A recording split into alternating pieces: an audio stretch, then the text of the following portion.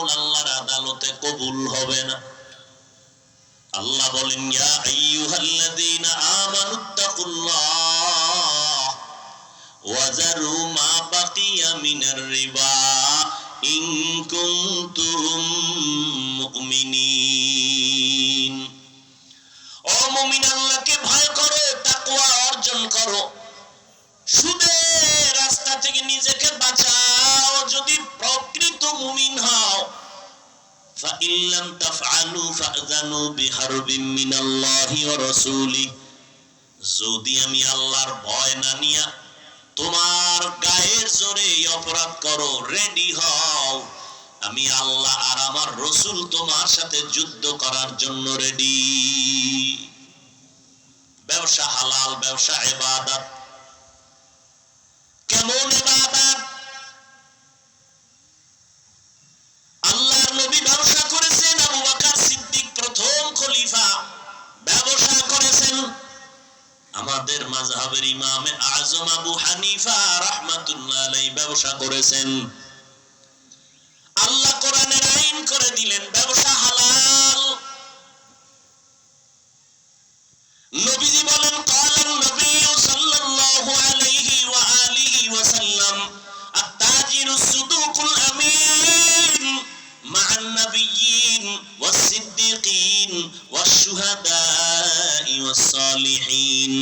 আল্লাহর নবী বলেন, ও ব্যবসায়ীরা, হালাল ভাবে যদি ব্যবসা করো, কিয়ামতের ময়দানে নবীগণ, সিদ্দিকগণ, শহীদগণের সাথে জান্নাত পেয়ে যাবে। ব্যবসা হালাল, এটা ইবাদত। কোন ব্যবসা? যেই ব্যবসা নবী করেছেন, সাহাবায়ে কেরাম করেছেন, তাদের ব্যবসার মধ্যে কোনো ধোঁকা নাই, কোনো মিথ্যা নাই, কোনো ধোঁকা নাই, কোনো মিথ্যা নাই। ইমামে আযম আবু হানিফা রাহমাতুল্লাহি আলাইহি কাপড়ের ব্যবসা করেছেন। কাপড়ের মধ্যে একটা কাপড় একটু দাগ লাগানো, ছেঁড়া, ছিদ্র আছে, খোঁটা আছে, ত্রুটি আছে, কাপড়টা আলাদা রাখলেন। আর ম্যানেজারকে বললেন, আমার ভাই, তোমরা কাপড়টা আলাদা রাখো, চিহ্ন দিয়া রাখো, কেউ যদি কিনতে আসে বলে দিও কাপড়ের মধ্যে ত্রুটি আছে, এই টাকা দাম ছিল, এখন এত টাকা কম দিয়া নিয়ে যাও, বলে দিও। কাপড়টা বিক্রি হয়ে গেল, কিন্তু ক্রেতাকে বলতে মনে নাই কাপড়ের ভেতরের মধ্যে ত্রুটি। ইমামে আযম আবু হানিফা রাহমাতুল্লাহি আলাইহি আসলেন, আবার খবর নিলেন, ওই ত্রুটিযুক্ত কাপড়টা কি আছে না বিক্রি হয়েছে? বলে, হ্যাঁ, বিক্রি হয়ে গেছে। বলা হয়েছিল নি কাপড়ের মধ্যে ত্রুটি আছে? বলে, বলতে মনে ছিল না। ইমামে আযম আবু হানিফা লোক রেডি করে এলানের জন্য বের করে দিলেন, যাও এলান করো, আবু হানিফার দোকান থেকে কাপড় কে নিছো, অমুক তারিখের কাপড়টা ফিরায় দাও, না হয় টাকা ফিরায় নাও, কাপড়ের মধ্যে ত্রুটি আছে। এর নাম হালাল ব্যবসা।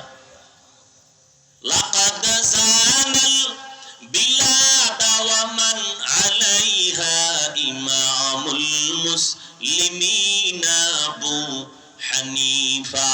আবু হানিফা বুদ ইমামে বাসাফা আসরাজে উম্মতনে মুস্তাফা। রহমতের নবী ব্যবসা শিখিয়ে গেলেন, সাহাবায়ে কেরাম ব্যবসা শিখিয়ে গেলেন। আমরাও যদি ওই লাইনে ব্যবসা করি, আমাদের ব্যবসাটা জান্নাতের পাল্লায় চলে যাবে। সাহাবায়ে কেরাম এই কাগজ লেখেন নাই, এই এলান করেন নাই, বিক্রি করা মাল ফেরত নেওয়া হয় না। বরং সাহাবায়ে কেরাম তথা নবীর আদর্শ, তুমি লিখে দাও, বিক্রি করা মাল ফেরত নেওয়া হয়।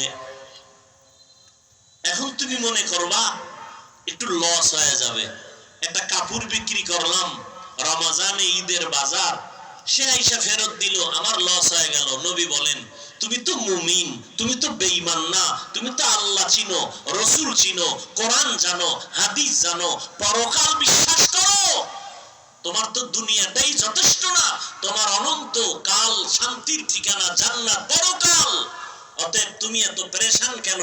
তুমি যদি কাপড়টা ফিরাইয়া টাকা ফেরত দাও, নবী বলেন ওই টাকা দান করার সওয়াব পেয়ে যাও। ওয়ামা খালাকুতুল জিন্না ওয়াল ইনসা ইল্লা লিয়াবুদুন।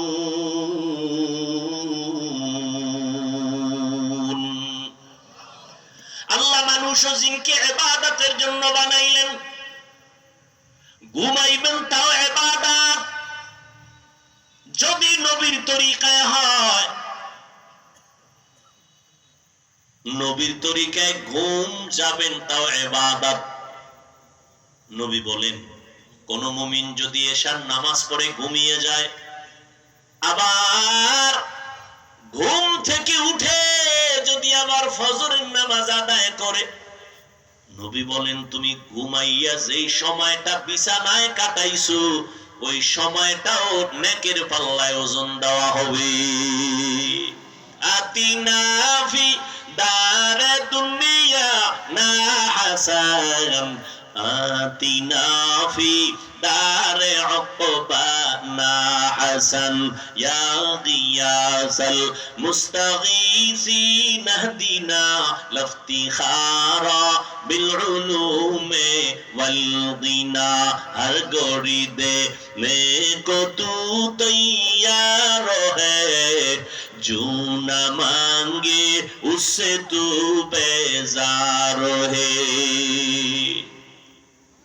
ঘুমটাও ইবাদত, বাথরুমে যাবেন তাও ইবাদত, সওয়াব হবে, গুনাহ হবে না। নবীর তরিকায় যাবেন, বাম পা দিয়া বাথরুমে ঢুকবেন, দোয়া পড়ে, দোয়া পারেন না শুধু বিসমিল্লাহ বলে ঢুকবেন। বাথরুম ভেতরের অংশটা একটা ফিতনার জায়গা, একটা মুসিবতের জায়গা। অদৃশ্য দুশমন ওই বাথরুমে বসে আছে। এজন্য নবী বলেন খালি মাথায় বাথরুমে যেও না, খালি পায়ে যেও না। খালি মাথায় বাথরুমে যাইও না, খালি পায়ে বাথরুমে যাও না। বাম পা দিয়ে ঢুকো, দোয়া পড়িয়া ঢুকবা। দোয়া যদি না পারো অন্তত বিসমিল্লাহ বলে ঢুকো। বাথরুমে গিয়া যখন বসবা হাঁটুর উপরে কাপড় উঠাবা না। কাফের মুশরিকরা কয় তুমগো নবী শ্রেষ্ঠ নবী না? কাহা কয় তুমগো নবী শ্রেষ্ঠ কেমনে? বাথরুম কেমনে করবে তাও হাতে নাতে শিখায়। এটা একটা কথা হইল? আমার নবী কেমনে বাথরুমে যাবে, পানিটা ব্যবহার কোন সিস্টেমে করবে, বসবে কেমনে, তাও আমার শ্রেষ্ঠ নবী শিখায় গেছে। বাথরুমে গিয়া বসবে, হাঁটুর উপরে কাপড় উঠবে না। নাম্বার 2, বাম পায়ের উপরে ভর করে বসবে, এটা সুন্নাত।